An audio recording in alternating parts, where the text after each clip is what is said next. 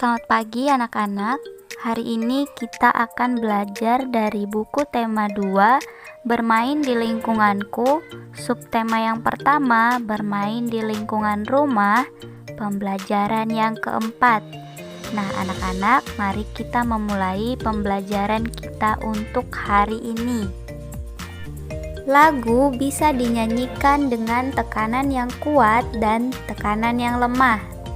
Nah, anak-anak, masih ingatkah kalian lagu berdayung pada pembelajaran kemarin? Nah, pada pembelajaran hari ini kita akan menentukan panjang dan pendek nada pada lagu berdayung. Nah, untuk pembelajaran sebelumnya kita sudah belajar tentang bagaimana membedakan panjang pendek nada pada sebuah lagu. Nah, untuk syair lagu yang dinyanyikan panjang, kita beri tanda lingkaran. Sedangkan lagu yang dinyanyikan pendek, kita beri tanda setengah lingkaran. Nah, yang harus kalian ingat, untuk nada yang dinyanyikan panjang, itu ciri-cirinya adalah 2 ketukan. Nah, 2 ketukan itu berarti setelah nada atau not diakhiri tanda titik di belakang nada tersebut. Tetapi kalau di belakangnya tidak ada tanda titik, berarti itu dinyanyikan pendek. Maka kita beri tanda setengah lingkaran. Nah, sekarang mari kita tentukan panjang dan pendek nada pada lagu berdayung ciptaan A.T. Mahmud. Nah, nada yang pertama adalah nada mi. Nada mi di sini diikuti oleh tanda titik. Maka kita beri tanda lingkaran. Nada re tidak diikuti tanda titik. Maka kita beri tanda setengah lingkaran. Nada do tidak diikuti tanda titik. Maka kita beri tanda setengah lingkaran. Nada re tidak diikuti tanda titik. Maka kita beri tanda setengah lingkaran. Nada mi tidak diikuti tanda titik, maka kita beri tanda setengah lingkaran. Nada re diikuti tanda titik, maka kita beri tanda lingkaran. Nada mi tidak diikuti tanda titik, maka kita beri tanda setengah lingkaran. Dan nada re diikuti oleh tanda titik, maka kita beri tanda lingkaran. Nah, nada selanjutnya, nada re diikuti tanda titik, maka kita beri tanda lingkaran. Nada do tidak diikuti tanda titik, maka kita beri tanda setengah lingkaran. Nada do tinggi diikuti atau diberikan tanda titik, maka kita beri tanda lingkaran. Nada do tidak diikuti tanda titik, maka kita beri tanda setengah lingkaran. Nada re tidak diikuti tanda titik, maka kita beri tanda setengah lingkaran. Nada mi diikuti tanda titik, maka kita beri tanda lingkaran. Nada fa tidak diikuti tanda titik, maka kita beri tanda setengah lingkaran. Dan nada mi diikuti oleh tanda titik, maka kita beri tanda lingkaran. Nah, nada selanjutnya, nada sol diberikan tanda titik, maka kita beri tanda lingkaran. Nada fa tidak diikuti tanda titik, maka kita beri tanda setengah lingkaran. Nada mi tidak diikuti tanda titik, maka kita beri tanda setengah lingkaran. Nada do tidak diikuti tanda titik, maka kita beri tanda setengah lingkaran. Nada mi tidak diikuti tanda titik, maka kita beri tanda setengah lingkaran. Nada re diikuti tanda titik, maka kita beri tanda lingkaran. Nada mi tidak diikuti oleh tanda titik, maka kita beri tanda setengah lingkaran. Dan nada do diikuti tanda titik, maka kita beri tanda lingkaran. Nah, anak-anak, jadi itu adalah bagaimana cara menentukan panjang dan pendek nada pada sebuah lagu. Masih ingatkah kamu benda apa saja yang digunakan dalam bermain perahu kertas? Nah, anak-anak, dalam bermain perahu kertas, kita memerlukan baskom, air, dan kertas. Nah, pada pembelajaran 3 kemarin, kita sudah belajar tentang sifat-sifat benda yang kita praktekkan, yaitu benda yang berupa batu dan kertas. Nah, pada hari ini kita juga akan belajar tentang sifat-sifat benda. Nah, alat dan bahan yang diperlukan yaitu yang pertama, kelereng, yang kedua, air, yang ketiga, pensil, yang keempat sirup, yang kelima minyak, yang keenam gelas, dan yang ketujuh botol air mineral. Nah, cara kerjanya, yang pertama, masukkan kelereng ke dalam botol air mineral. Perhatikan bentuknya.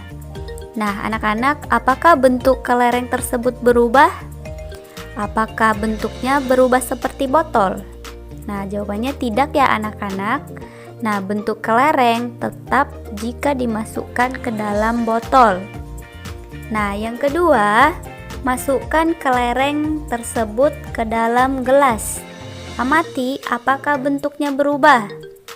Nah, sekarang kalian perhatikan kelereng yang ada di dalam gelas. Apakah bentuk kelereng tersebut berubah seperti gelas? Nah, jawabannya tetap tidak berubah ya anak-anak. Bentuknya tetap seperti kelereng. Nah, yang ketiga, masukkan air ke dalam botol air mineral. Perhatikan bentuknya. Nah, sekarang kalian perhatikan bentuk air di dalam botol tersebut. Apakah bentuknya berubah? Ya, bentuknya berubah mengikuti bentuk botol tersebut. Nah, yang keempat, pindahkan air tersebut ke dalam gelas. Amati apakah bentuknya berubah. Nah, setelah dipindahkan ke dalam gelas, bentuk air tersebut berubah seperti gelas. Jadi, air tersebut mengikuti bentuk wadahnya. Nah, yang kelima, masukkan pensil ke dalam botol air mineral. Perhatikan bentuknya. Nah, sekarang kalian perhatikan pensil yang ada di dalam botol. Apakah bentuknya berubah? Nah, jawabannya tidak ya anak-anak. Bentuknya tetap seperti pensil. Nah, yang keenam, pindahkan pensil tersebut ke dalam gelas. Amati apakah bentuknya berubah. Nah, kalian amati pensil yang ada di dalam gelas. Apakah bentuk pensil tersebut berubah atau tetap? Nah, jawabannya tidak berubah ya anak-anak. Pensil yang ada di dalam gelas tetap seperti pensil. Nah, yang ketujuh, masukkan sirup ke dalam botol air mineral. Perhatikan bentuknya. Nah, jika sirup kita masukkan ke dalam botol, maka bentuk sirupnya akan menyerupai botol tersebut. Nah, setelah itu yang kedelapan, pindahkan sirup tersebut ke dalam gelas. Amati apakah bentuknya berubah. Nah, sekarang setelah kita pindahkan sirup tersebut ke dalam gelas, apakah bentuknya berubah? Nah, ya benar sekali, bentuknya berubah seperti gelas. Nah, yang kesembilan, masukkan minyak ke dalam botol air mineral. Perhatikan bentuknya. Nah, jika minyak kita masukkan ke dalam botol, maka bentuknya akan menyerupai botol tersebut.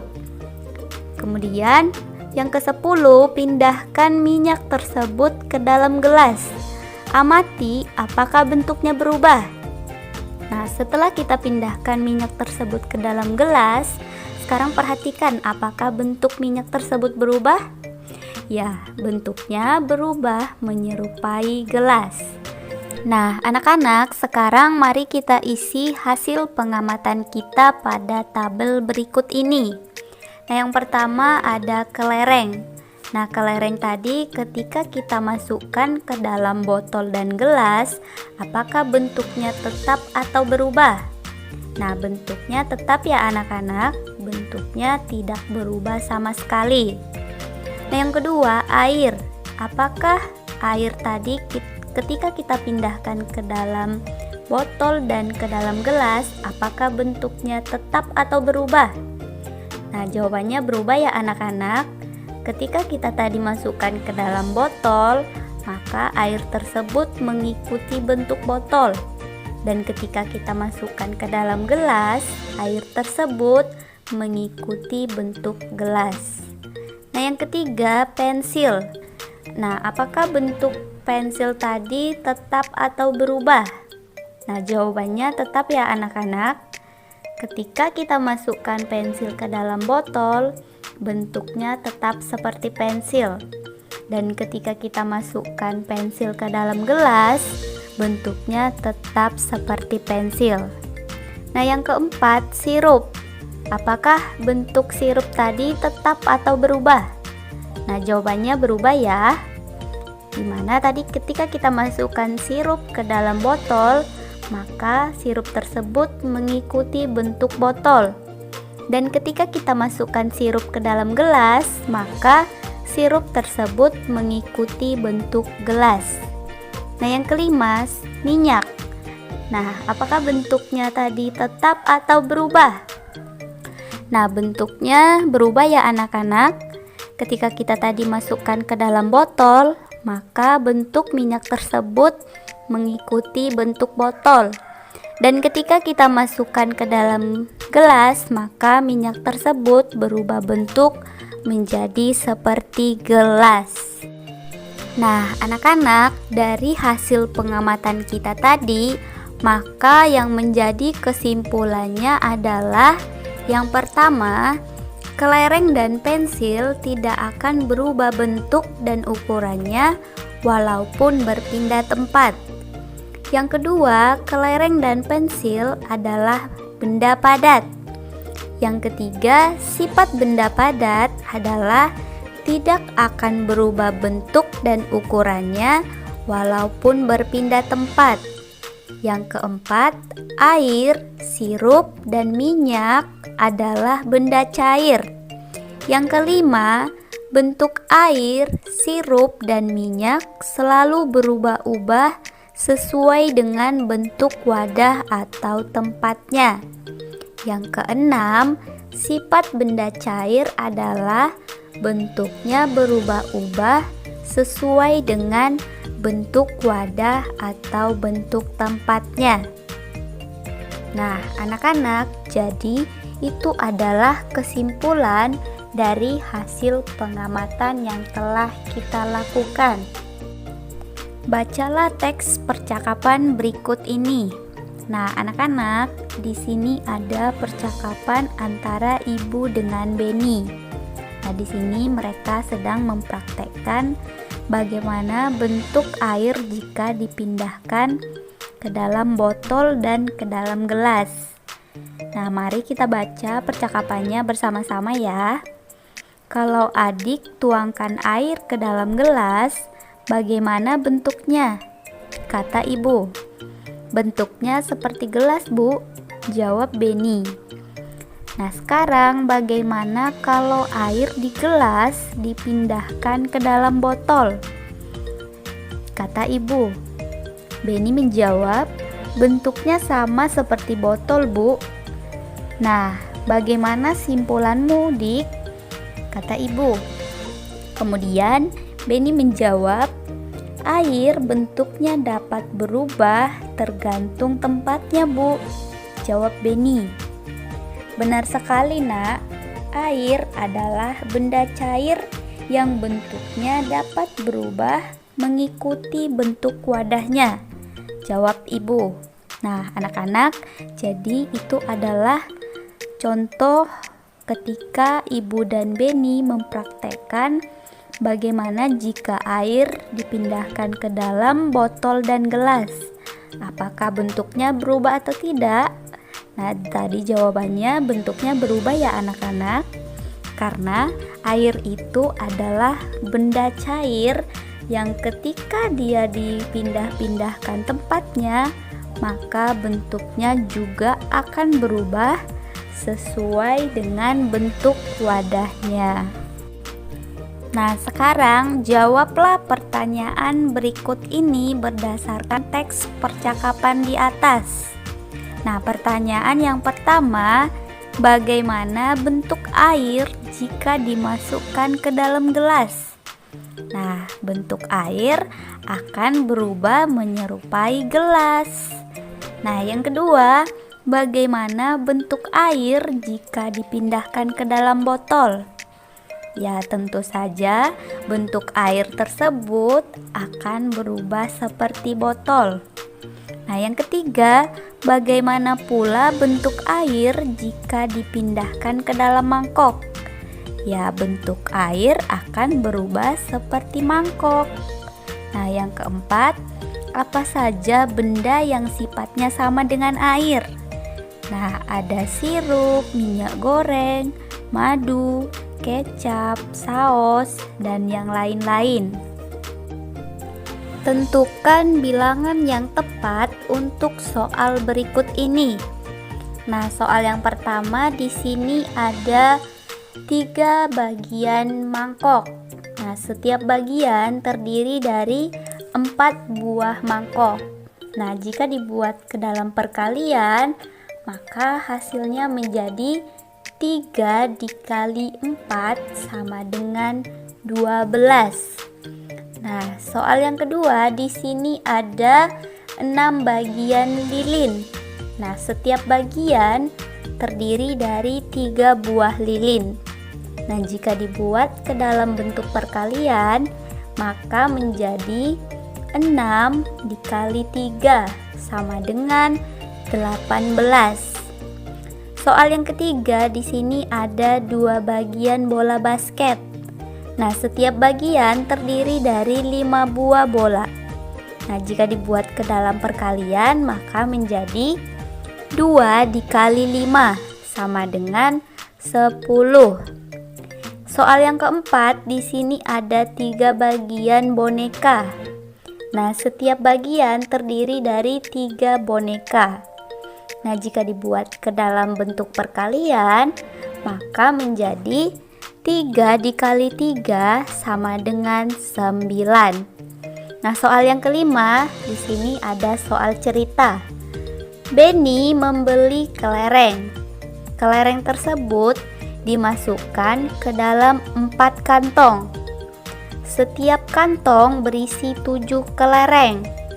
Nah, sekarang tulislah kalimat matematikanya. Nah, kalimat matematikanya menjadi tadi kelereng Benny ada 4 kantong. Nah, setiap kantongnya berisi 7 buah kelereng. Maka jika dibuat ke dalam bentuk perkalian menjadi 4 dikali 7 sama dengan 28. Nah, anak-anak, sampai di sini materi pembelajaran kita dari buku tema 2, subtema yang pertama, pembelajaran yang kelima untuk hari ini. Semoga apa yang Ibu sampaikan dapat kalian pahami. Ibu ucapkan selamat pagi dan selamat belajar ya. Tetap jaga kesehatan dan tetap semangat. Dadah.